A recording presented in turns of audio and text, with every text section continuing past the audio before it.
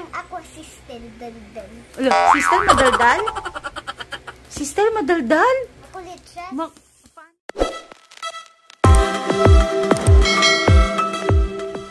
Hi guys! Ano ba? Good morning night? 12 ano na kasi 12:30 na ng midnight. Ayan, magta 12:30 na. Nagising ako gawa ng si Daddy ay sobrang taas ng lagnat. So, kailangan kong painumin ng biogesic ng gamot. Gawa ng ang taas masyado ng kanyang lagnat. Ano yan eh, na-overwork siya.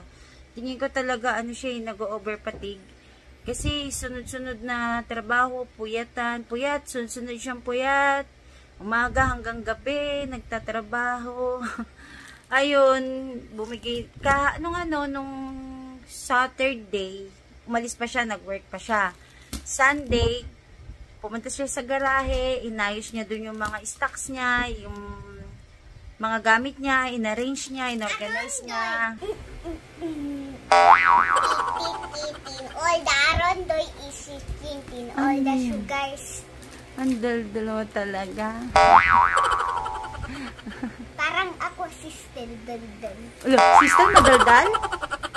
Sister Madaldal? Makulit siya. Funny si Estel, diba?